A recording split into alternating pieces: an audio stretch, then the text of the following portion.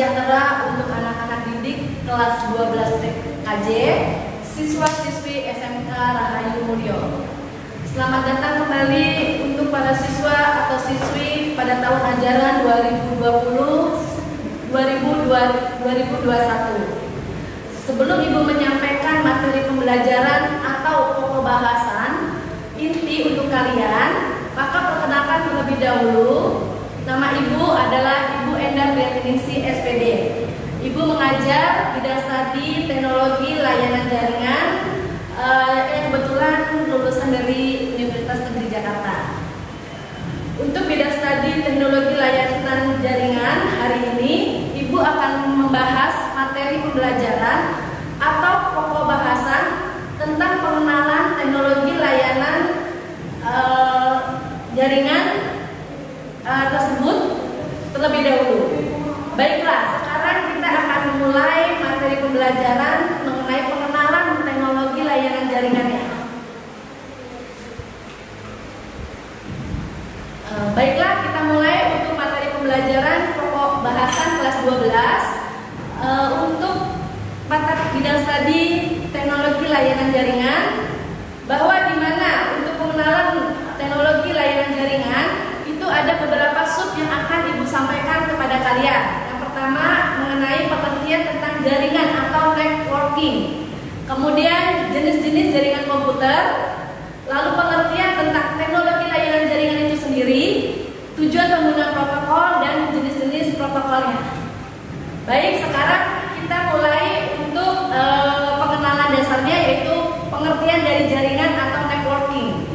Jaringan atau network itu adalah kumpulan data atau lebih sistem komputer yang terhubung, di mana dalam jaringan itu kita terhubung yang namanya suatu alat, yaitu komputer, dan menjadi jaringan komputer. Definisi dari jaringan komputer adalah jaringan telekomunikasi yang memungkinkan antara komputer untuk saling berkomunikasi dan dengan bertukar data. Jaringan komputer dibangun dengan kombinasi hardware dan software.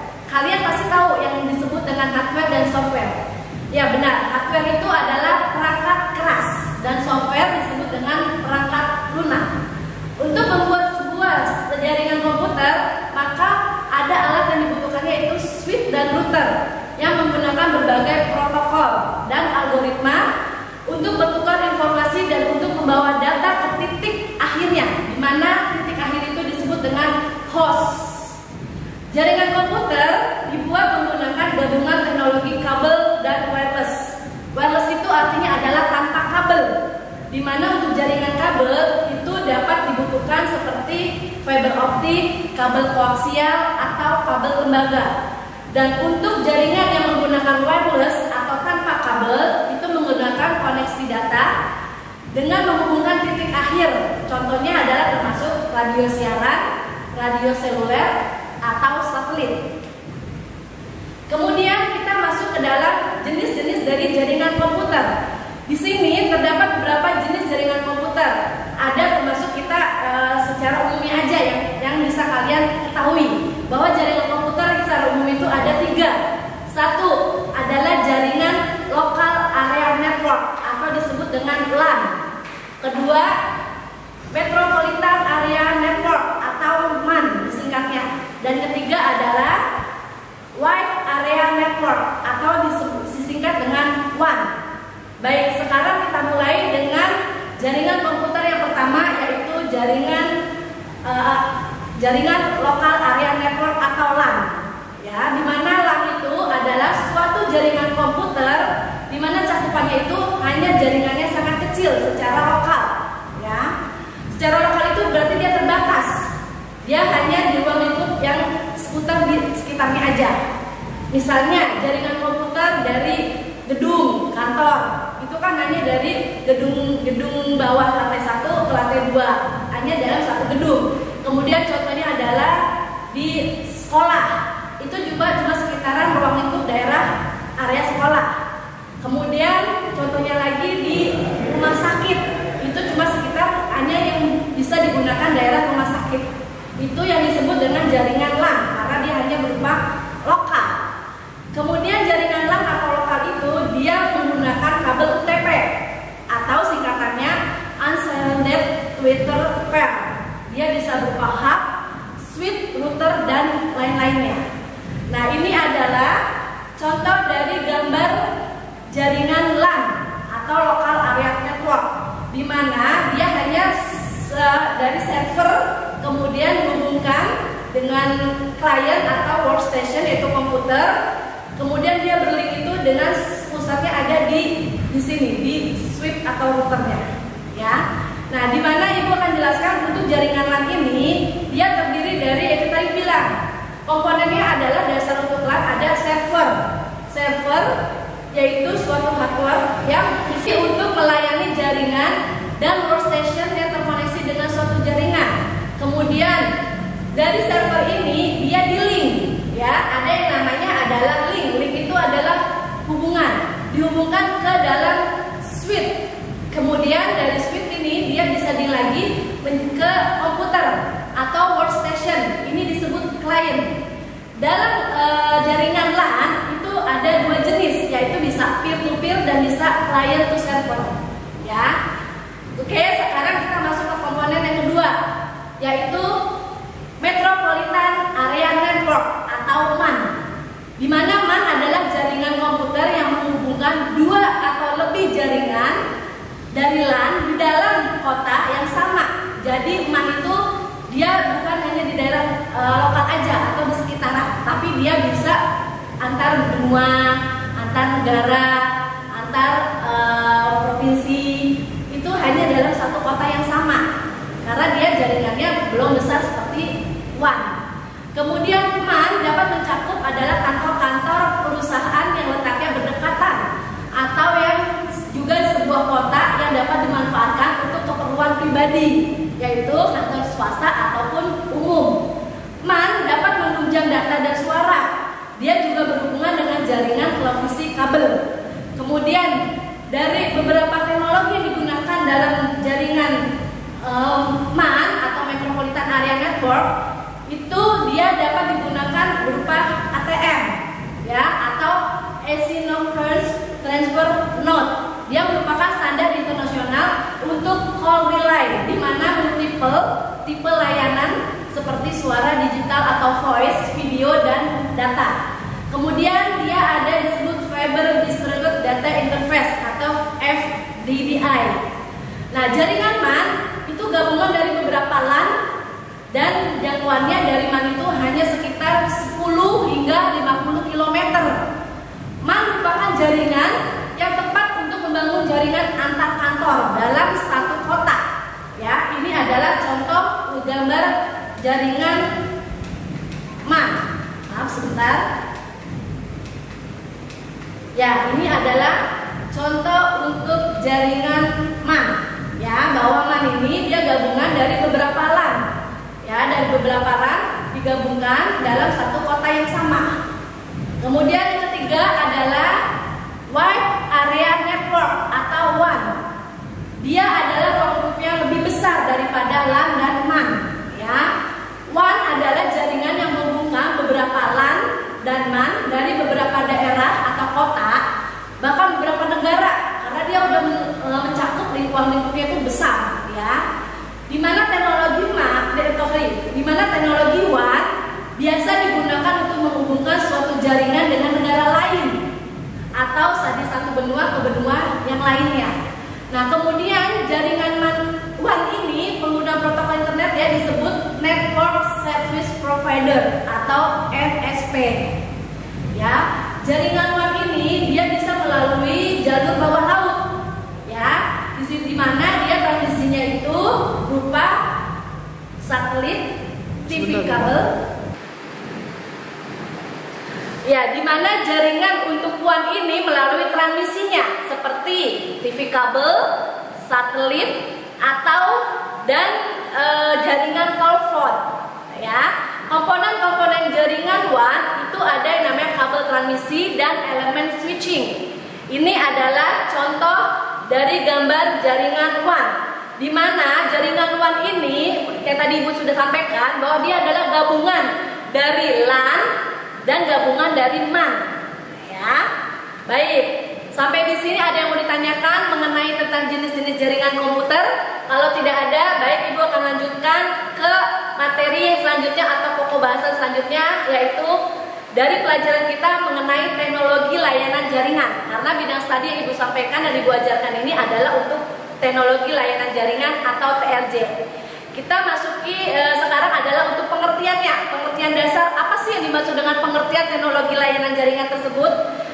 Nah, teknologi layanan jaringan adalah ilmu yang mempelajari tentang mengatur, mengkonfigurasi, dan memanajemen perangkat jaringan beserta layanan-layanan jaringan, terutama layanan komunikasi berbasis suara menggunakan teknologi VoIP. Ya, VoIP itu adalah singkatan dari Voice over Internet Protocol. Di mana tujuan kita mempelajari pelajaran teknologi layanan jaringan itu tujuannya adalah untuk membangun dan merancang sebuah jaringan yang sangat efektif. Itu tujuannya, ya, bahwa kita adalah membangun dan merancang suatu jaringan itu supaya dapat digunakan secara efektif. Kemudian dalam jaringan layanan jaringan tersebut itu terbagi menjadi beberapa komponen. Di mana komponennya itu adalah diantaranya satu, VoIP yang tadi belum sampaikan adalah Voice over Internet Protocol. Kemudian kedua, firewall. Ketiga adalah subscriber internet telepon. Keempat, standar internet, dan yang kelima adalah bandwidth. Ya, itu adalah komponen-komponen dari layanan jaringan. Kemudian dari VoIP itu ada dia ada definisinya. Apa yang disebut definisi dari VoIP? VoIP itu merupakan teknologi yang memungkinkan panggilan suara jarak jauh melalui media internet. Itu adalah definisi dari VoIP. Nah, kemudian VoIP sendiri itu data suara yang dikonversi menjadi kode digital dan mengalir melalui jaringan yang mengirim paket data bukan melalui saluran telepon analog normal. Ya, fungsi dari VoIP itu ada beberapa, diantaranya adalah pemberian sinyal, dan masih banyak lagi yang nanti kalian bisa pelajari atau cari sendiri melalui buku paket atau nanti modul yang kalian dapat dari sekolah. Ya, kemudian yang kedua adalah firewall, di mana firewall itu merupakan teknologi layanan jaringan. Dia merupakan dinding yang tidak dapat mudah terbakar. Baik, Ibu ulangi lagi, apa yang dimaksud dengan firewall? Firewall merupakan dinding yang tidak dapat mudah terbakar, yang akan mencegah kebakaran menyebar ke seluruh bangunan. Firewall ialah secara umum dapat digunakan pada sebuah jaringan komputer. Nah, firewall itu sendiri pada komputer itu dapat bertindak untuk untuk sebagai penghalang antara komputer dalam sebuah jaringan. Nah, firewall itu juga ada fungsinya. Apa saja fungsi dari firewall? Firewall fungsinya adalah untuk kontrol dan pemantauan paket data yang mengalir di jaringan komputer. Dan dia juga sebagai aplikasi firewall proxy yang memverifikasi lebih dari sekedar paket data. Dan yang ketiga, Ibu juga akan jelaskan mengenai subscriber internet telepon. Apa yang dimaksud dengan subscriber internet telepon? Subscriber internet telepon itu merupakan data digital yang disalurkan melalui kabel yang digunakan di dekat jaringan telepon lokal. Itu namanya subscriber internet telepon. Kemudian yang keempat adalah standar internet. Standar internet itu merupakan spesifikasi normatif teknologi data atau metode yang berlaku untuk internet. Nah, standar untuk internet tersebut dibuat dan diterbitkan oleh Internet Engineering Task Force atau singkatan dari IETF, ya. Dan yang terakhir adalah dari komponen itu sendiri ini adalah bandwidth, ya. Bandwidth itu merupakan nilai konsumsi transfer data yang dihitung dalam bit atau detik, atau lebih umumnya sebagai bit per detik atau per second. yang disingkat dengan BPS. BPS itu singkatannya bit per second, ya, antara server dan klien dalam waktu tertentu. Fungsi bandwidth itu bisa sebagai perhitungan transaksi data. Nah, kemudian bandwidth sendiri itu dia diukur umumnya, yaitu tadi aku bilang adalah dengan BPS atau bit per second, ya.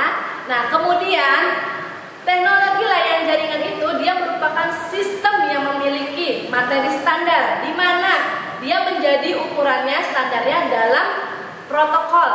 Nah, sekarang Ibu akan membahas tentang yang namanya protokol. Apa yang dimaksud dengan protokol? Protokol adalah suatu aturan yang memungkinkan terjadinya hubungan komunikasi dan perpindahan data antara dua komputer atau lebih. Itu adalah protokol. Protokol itu sebuah aturan, ya. Jadi peraturan yang menghubungkan terjadinya komunikasi, yaitu antara dua komputer atau lebih, ya. Kemudian protokol itu sendiri merupakan bagian terpenting dalam pertukaran informasi antar komputer. Itu dia sangat penting karena setiap mengirimkan email atau kan kita menggunakan internet itu kita harus tertuju yang ada yang namanya protokol, ya. Secara sederhananya protokol itu merupakan media yang digunakan untuk menghubungkan pengirim dan penerima.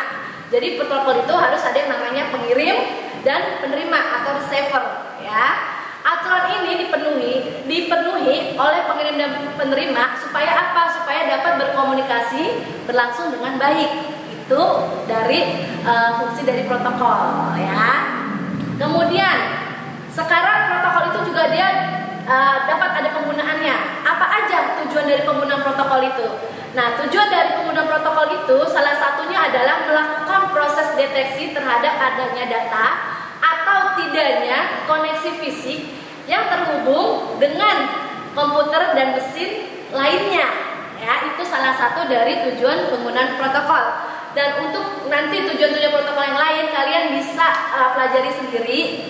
Kalau memang tidak ada yang kalian tidak mengerti, kalian bisa tanyakan ke ibu, gitu. Itu salah satu dari tujuan penggunaan protokol supaya kalian bisa belajar di rumah lagi, baca buku, ya, supaya itu tadi kalian punya pemikiran lebih maju, gitu, ya. Kemudian pencapaian terakhir itu ibu adalah mengenai jenis-jenis dari protokolnya, ya. Jadi protokol itu selain dia ada apa definisinya, kemudian apa tujuan penggunaannya, dan dia juga ada jenis-jenisnya. Nah, jenis-jenis protokol ini ada beberapa jenisnya. Di antaranya adalah satu yang dia adalah TCP/IP. Kemudian kedua, User Datagram Protocol. Ketiga, Domain Name System. Kemudian yang keempat yang disebut dengan HTTPS atau HTTP, yaitu Hypertext Transfer Protocol. Dan yang terakhir dia adalah disebut dengan Secure Shield, ya. Sekarang ibu akan membahas tentang jenis-jenis protokol yang pertama, yaitu mengenai tentang TCP/IP. Nah, TCP/IP itu ada singkatannya. Apa singkatannya? TCP itu singkatan dari Transmission Control Protocol, ya.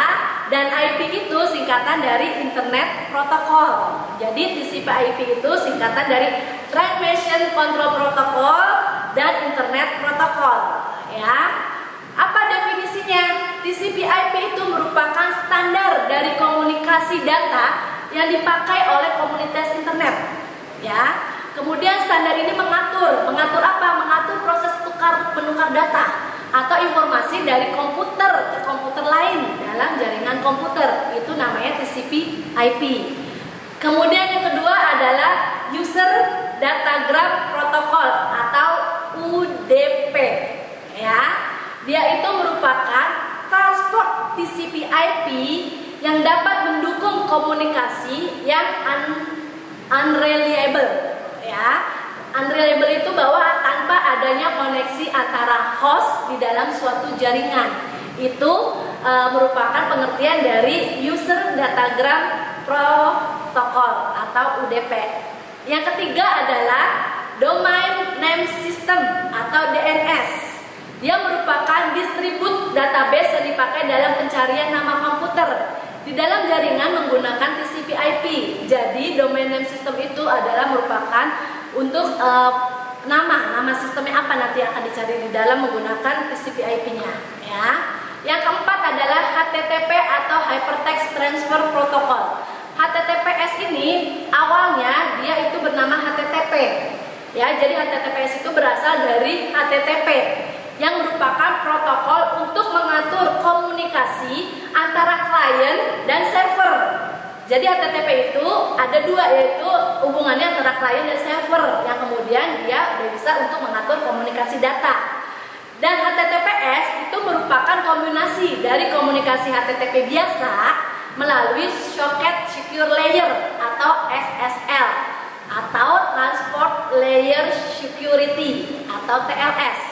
Ya, jadi itu mengenai yang Ibu sampaikan materi tentang HTTP secara umum saja. Kemudian yang terakhir adalah Secure Shell atau SSH. Dia adalah sebuah protokol jaringan yang memungkinkan terjadinya pertukaran data antara dua komputer dengan aman. Mulai dari mengirim file, mengendalikan pada jarak yang jauh, terus dan lain sebagainya. Ya, protokol ini mempunyai tingkat keamanan yang unggul. Nah, baik, sampai di situ aja materi yang dapat Ibu sampaikan hari ini. Semoga hari ini pelajaran atau materi pokok bahasan yang Ibu sampaikan dapat bermanfaat buat kalian semua dan kalian bisa mempelajarinya dengan baik dan kalian bisa menjadi anak-anak yang terbaik. Terima kasih sebelumnya. Waalaikumsalam warahmatullahi wabarakatuh.